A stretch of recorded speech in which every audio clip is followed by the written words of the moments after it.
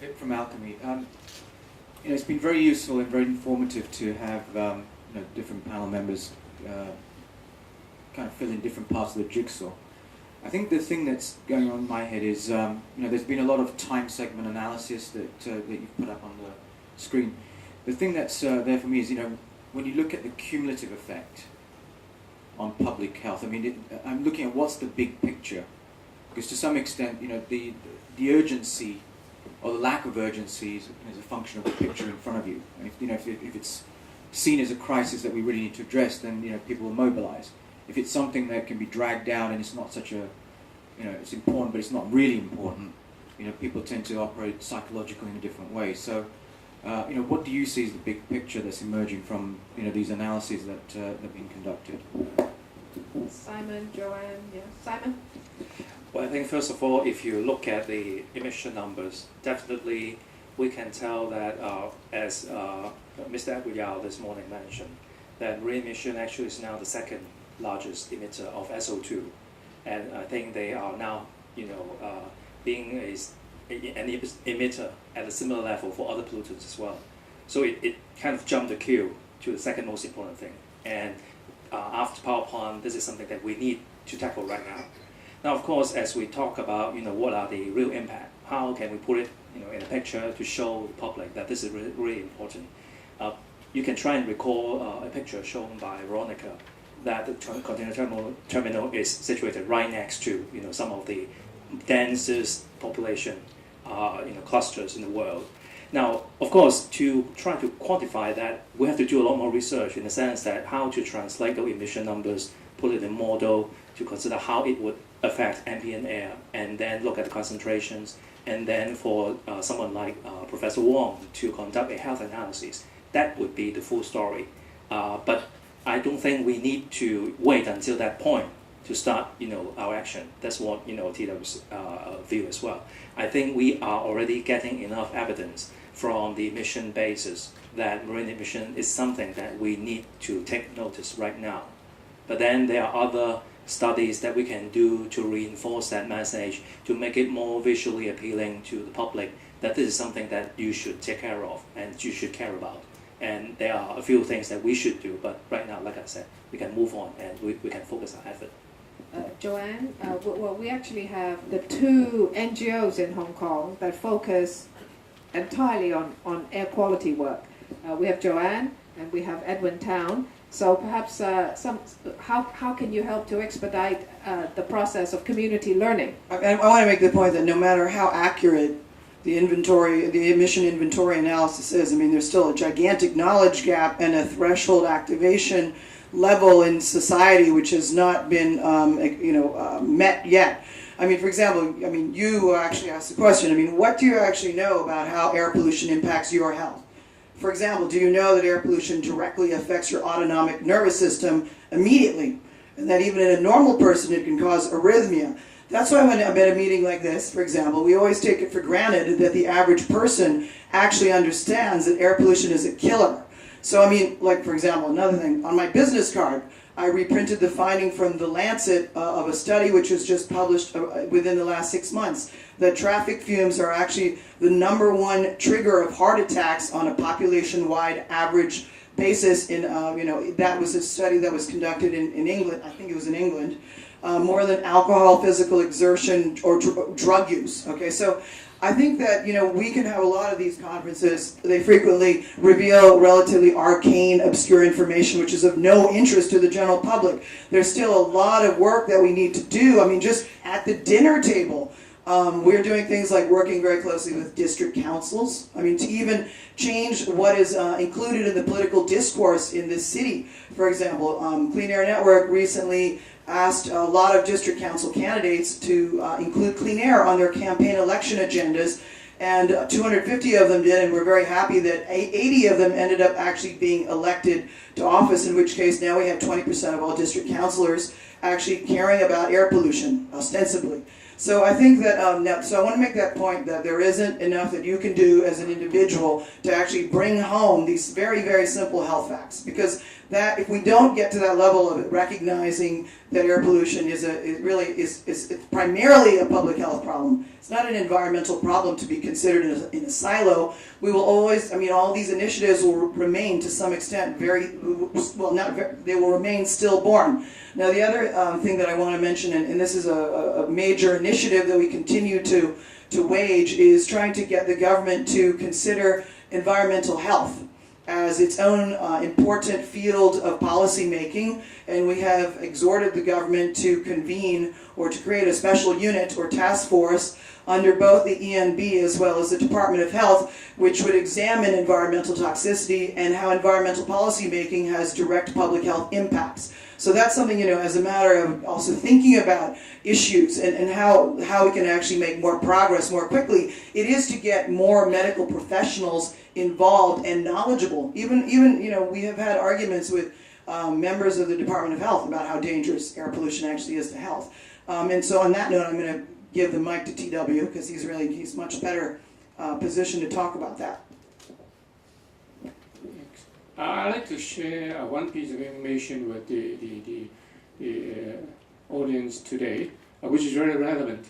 Now, earlier on, a member of the audience asked about the how do we know that the pollutant can be attributed to marine, and I think Jim informed us that that we have signature chemicals that you can pinpoint as to the origin of these chemicals.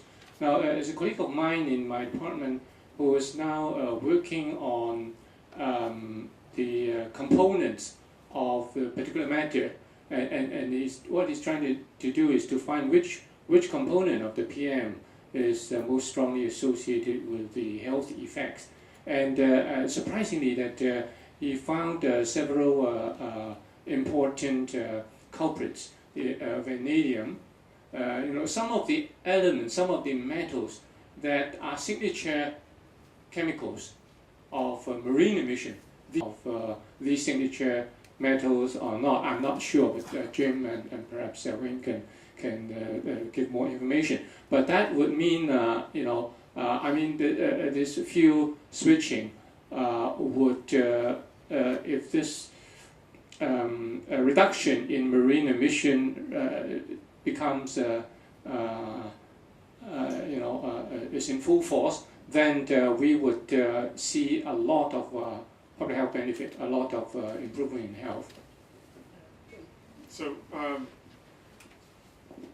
want to sort of draw a connection between all the comments back to the and if I may with a big smile, back to the arcane data I presented.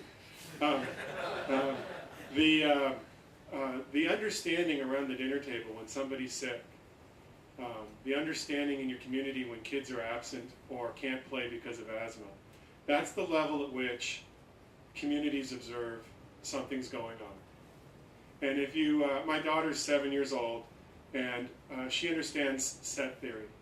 If you begin to group those events together, then you can begin to see that these events aren't distributed equally around the year or the time. They come and go, and we can look for these patterns, and they match pretty well with pollution events. When you graph it up over long periods of time, you get these crazy bar graphs in this arcane material that I was able to present.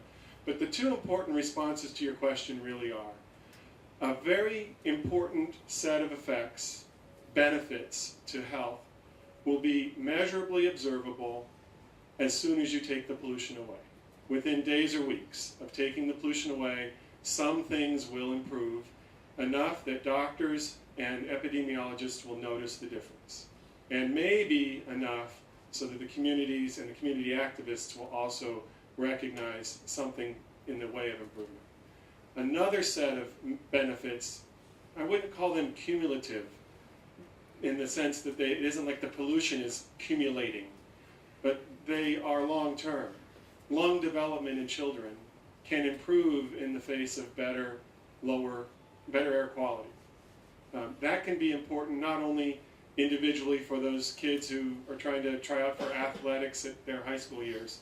But it can be maybe related to some of the health of the workforce in this region as the economic drivers for growth lead to more goods movement, maybe, in my trends.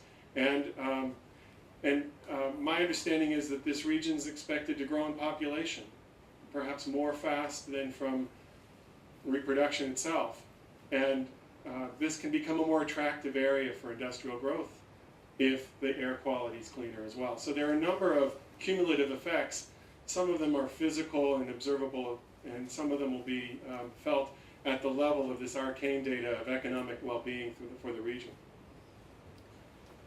Any final questions? The reason we want to be close to finishing on time is that a small group of our folks are actually going up to Guangzhou today, because today and tomorrow there's major discussion also going on in Guangzhou about air quality issues. Can I just have a final show of hands? Yes, just one, two. Okay, we'll just take those two questions together. You mentioned the competitive edge, and so the Fair Winds Charter expires in a year's time. What is going to be necessary as an incentive or for those companies not to lose their competitive edge? How do we keep them on board? What's the attraction for them to go forward, to take this amazing step and to take it for another more than 2 years? Okay, can we have the last question? Same question? Same question. I think Teddy, Tony, right, this is really your question. What do you need? As far as also concerned, we have participated in Fair Wind Charter. So I think the question really need to go back to those who have not participated. I mean, as from a Hong Kong Liner Shippers Association, we can probably talk about a questionnaire to all these non-participating members and ask them, what can make you change your mind? Thank you. Okay, he's being very polite. He does have an idea. But okay, Tony, I'm going to ask you to do the best that you can. I know government never wants to completely commit themselves. And then I'm going to ask Mike Kilburn, because you have a pretty good idea what that list is. So you can perhaps give a kind of civic exchange summary of the kinds of things, right? It's a menu. It's a menu. It isn't one single thing. It's a possibility of initiatives. Tony, you have a go first. Okay, I think now our ultimate goal is to make fuel switch above regional requirements across the border in peripheral waters. Well, but it always takes time for the government to introduce a piece of legislation. So what can we do before the legislation is in place in order to maintain the momentum of the operators to carry on with their Green Acts? I think this will depend on a lot of factors, including what is the trend of the fuel price differential between the two different types of fuels, the consensus among the fuel operators, among the liners, and also, of course, as our friends mentioned, what are the views of those operators who have not yet joined the queue and who have not yet signed up to the charter. So I think we have to to factor in all these issues before we can decide what we should do in the interim. Okay, just remember, if you think that's waffle, these are the good guys. Okay, so what I'm going to do is Mike, and then a final word to Simon. Mike, you go first. Thank you. First of all, a defense of science. We need to have the science to make the case for that we need to clean up pollution from ships. And Civic Exchange is taking action on that. On the back of the study that Simon in UST had been doing with EPD, Civic Exchange is doing a further study on the impacts of air pollution from ships on public health across the whole of the Pearl River Delta region. Now that is essential as a precursor to announcing an ECA for Hong Kong and the Pearl River Delta region, so we have to do that. In addition, we would like, before an ECA comes into effect in Hong Kong, to try a low emission zone which copies the ECA within Hong Kong waters but doesn't need approval from either well, it probably needs approval from Beijing, but it doesn't need international approval from the IMO. Now, the way we do this is to follow the same practices as in the other ECAs, because the shipping companies want to have the same fuels and not have to switch from different fuels. That is a key issue. Also, we are exploring the possibility of fuel trials, or fuel supply trials for local vessels, which we think this is an essential thing. And we're happy to say we found a fuel supplier who's willing to supply cleaner fuel, and watch this space. More is happening in that regard in the next few months. Furthermore, I think it's essential that those of you who are involved in this industry contribute to the consultation paper that is on the quality living area. We know that our input into this consultation, and since the central government started asking Hong Kong people about the development of the Delta, we at Civic Exchange has put in submissions about marine emissions, and it's now a policy requirement to study how to do this because we inputted. And in progressive rounds of consultation, we asked the business chambers and the shipping associations to do the same thing. The public can have a role and influence in the way that policy develops. Beijing has given us an opportunity, so I think where you have the opportunity, please grab it. That's the second thing. The other thing is just an answer to Vip's comment earlier, and what changes the game is that in this town, sometimes public health isn't enough. With air pollution, what we also know is that there are problems from the Zhuhai-Macau Bridge. Meant the public was not happy that environmental impacts were being properly assessed, so we had the judicial review, holding the project up for 2 years and multiple billion-dollar delay. We also now have problems with our airport. The airport consultant has said that the airport runway can only operate at 40% of capacity if it's to meet the air quality objectives. Now that means we have to reduce pollution from other sources, particularly of NOx, and shipping is one of those sources. So we're now in a position where air pollution is harming the economic development of Hong Kong in addition to our health. Again, speak where you have influence, whether it's in a school, from your company, a business association, or wherever. There's plenty of opportunities there. And again, I'd say we do owe appreciation to the shipping community for having taken the step. That $1.4 billion from OOCL is mirrored by similar amounts from other large carriers. This is money that actually is a gift to the community in cleaning up without a requirement. That needs appreciation. But bottom line is, please participate actively in the consultation process and keep writing to the Post, writing to the Chinese media, asking the government what they're going to do, and very specifically when they're going to do it. We really need timelines. I know I say this to Tony and his colleagues time after time, but the senior officials really need to start telling us what's going to happen and when it's going to happen. But the when is what's really missing right now. Thank you. Perhaps final word from Simon. Christine, I just want to very quickly respond to what is required, what is needed to keep the Fairwinds Charter going. I think it's common sense, really. You don't want to lose your ally when you are going into a battle. And Tony, I remember you saying that we are now going into a battle. So just make some sense and do the right thing to make sure that we, keep your ally on board and we fight together. I think that's very important. All right. Sorry, Christine. Thank you so much, everyone, for that. I think with those inspirational words, Simon, I think we can close today's session. Thank you all so much for coming, particularly our guests from overseas and industry, all the stakeholders that we have here, many familiar faces in the audience for people who have been supporting us over the years. So thank you once again for all of your consistent and sustained support. We will, of course, be continuing our focus and attention on this issue. So please stay in touch with us and help support us, support you. So thank you very much and have a pleasant afternoon.